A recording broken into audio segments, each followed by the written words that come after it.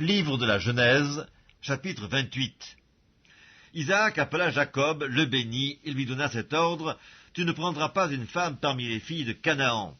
Lève-toi, va à Padan-aram, à la maison de Bethuel, père de ta mère, et prends-y une femme d'entre les filles de Laban, frère de ta mère. Que le Dieu Tout-Puissant te bénisse, te rende fécond et te multiplie, afin que tu deviennes une multitude de peuples.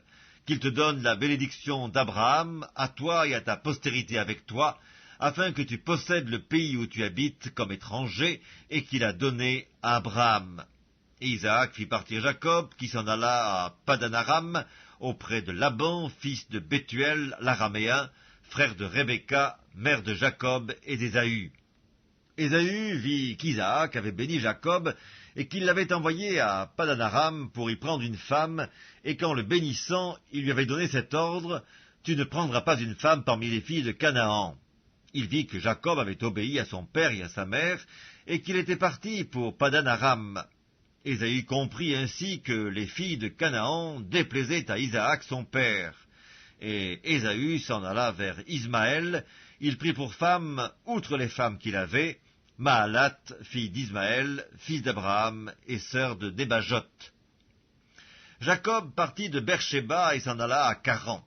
Il arriva dans un lieu où il passa la nuit, car le soleil était couché. Il y prit une pierre dont il fit son chevet, il se coucha dans ce lieu-là. Il eut un songe, et voici une échelle était appuyée sur la terre, et son sommet touchait au ciel. Et voici les anges de Dieu montaient et descendaient par cette échelle. Et voici l'Éternel se tenait au-dessus d'elle, et il dit: Je suis l'Éternel, le Dieu d'Abraham ton père, et le Dieu d'Isaac. La terre sur laquelle tu es couché, je la donnerai à toi et à ta postérité. Ta postérité sera comme la poussière de la terre, tu t'étendras à l'Occident et à l'Orient, au Septentrion et au Midi, et toutes les familles de la terre seront bénies en toi et en ta postérité. Voici, je suis avec toi, je te garderai partout où tu iras, et je te ramènerai dans ce pays, car je ne t'abandonnerai point, que je n'ai exécuté ce que je te dis. Jacob s'éveilla de son sommeil, et il dit: Certainement, l'Éternel est en ce lieu, et moi je ne le savais pas. Il eut peur, et il dit: Que ce lieu est redoutable! C'est ici la maison de Dieu, c'est ici la porte des cieux. Et Jacob se leva de bon matin. Il prit la pierre dont il avait fait son chevet, il l'adressa pour monument, et il versa de l'huile sur son sommet.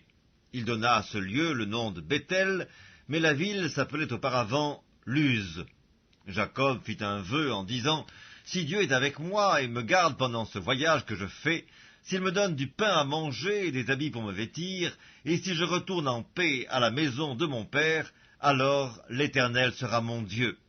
Cette pierre que j'ai dressée pour monument sera la maison de Dieu, et je te donnerai la dîme de tout ce que tu me donneras.